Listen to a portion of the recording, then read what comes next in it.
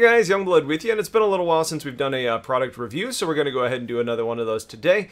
The most recent one that I've received was actually from Plugable brand, who had me do their USB microphone, and that same company has reached out again today to go ahead and talk about their performance mouse, the Plugable Performance Mouse.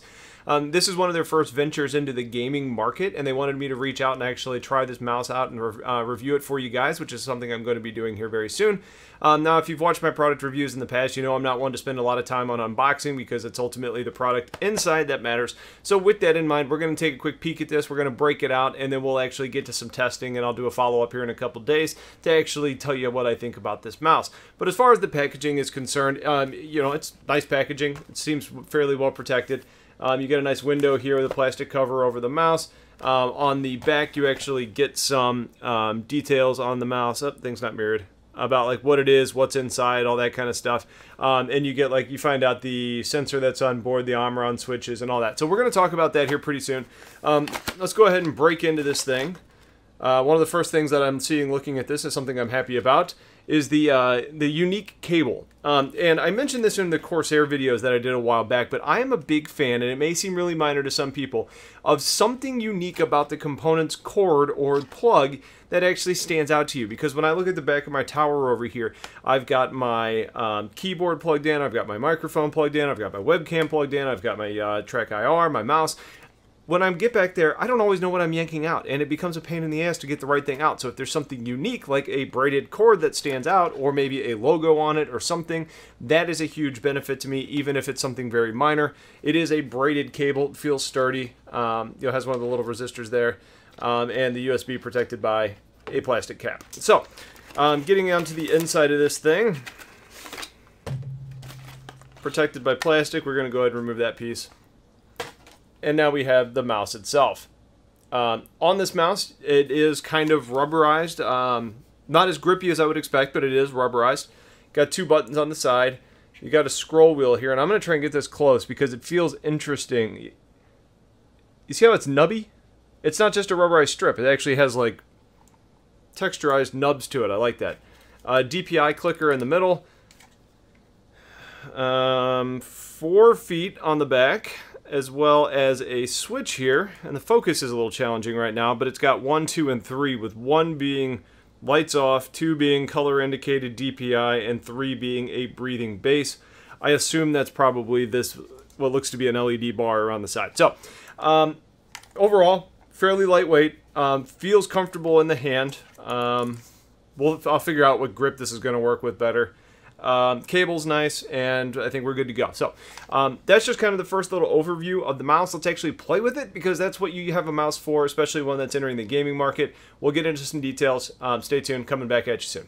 So when we get into the details of the Plugable Performance Mouse itself, it's important to note that Plugable aims to create some high quality goods at some pretty affordable prices, with this mouse coming in at only $39.95 on Amazon, also being Prime eligible. One of the other charms here is that there's no software that needs to be downloaded or installed. It's really just totally plug and play, really making it a pretty simple experience. Now, the downside to that is if you're unable to customize your DPI settings to your liking in software, you're going to be a little bit locked into the stock options that come on the mouse. It does have 5 different DPI settings though, so you should be able to find something that you like, with settings at 400, 800, 1200, 1600, and 3200 DPI. The mouse does have some LEDs on the bottom. It's going to be kind of like a bar that runs around the base. It's also got a Plugable logo on the palm rest that lights up, and then again around the mouse wheel.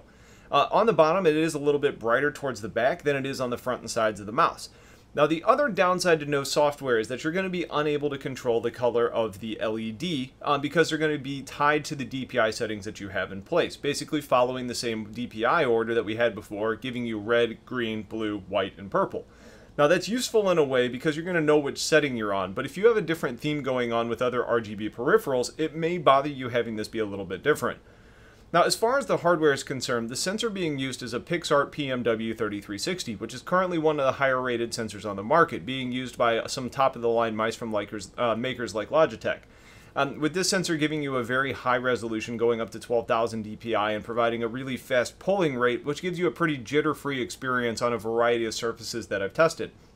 Now there's going to be Omron switches in place that are going to be rated for up to 20 million clicks and just under 100 grams.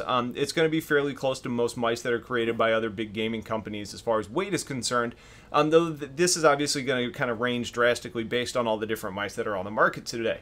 To me, it feels a little bit light compared to what I typically use, but that may be something that's more of a preference setting and something that you appreciate based on, you know, the type of mice that you like to use. After quite a bit of use, there's some things that I really like about this mouse and a few that I'm not all that crazy about. The good news for Plugable is that the parts that I would change if I was designing this mouse almost all fall into the category of user preference.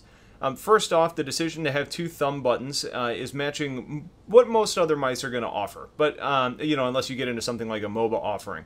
Now, I personally really enjoy the third thumb button that some of the other mice will actually give you, but that's a push-to-talk option that I like to have, and it's easily changed to something else if I need to.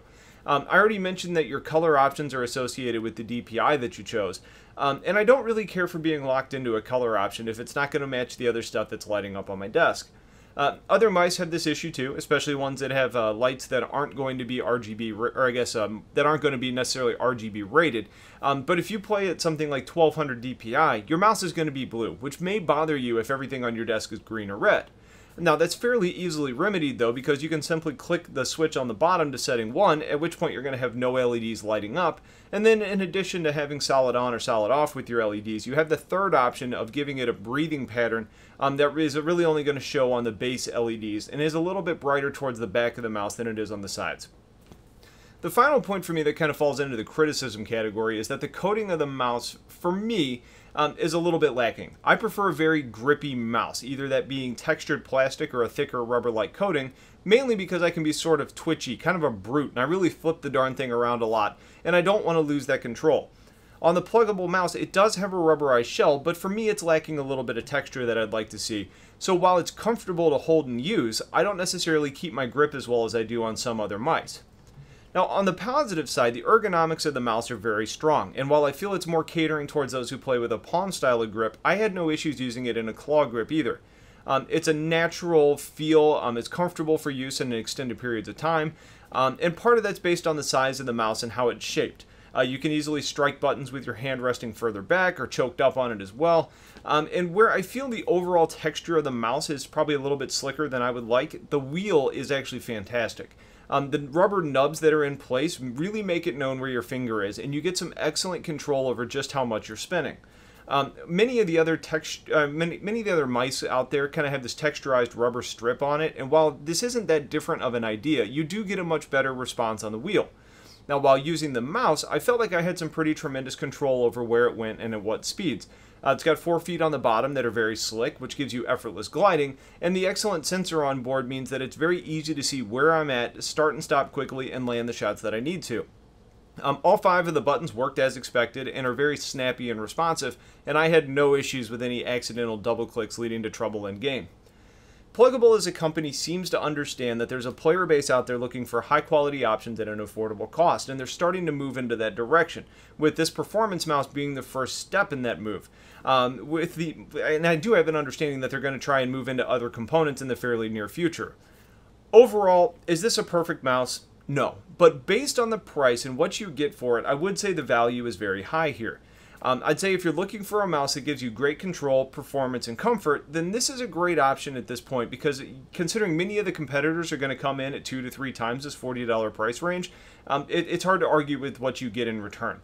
Now, you do need to be aware of some of the downsides, including the RGB options that are going to be a little bit limited, and what I consider to be a lack of a tactile grip to the shell, to really make sure that you know if those are going to be deal breakers for you before you make a purchasing decision.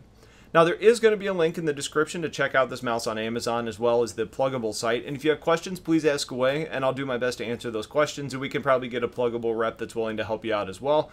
Hopefully you guys found this helpful. I'd like you to stay tuned. We got a whole lot more content coming your way. Have yourselves a wonderful day, and take care.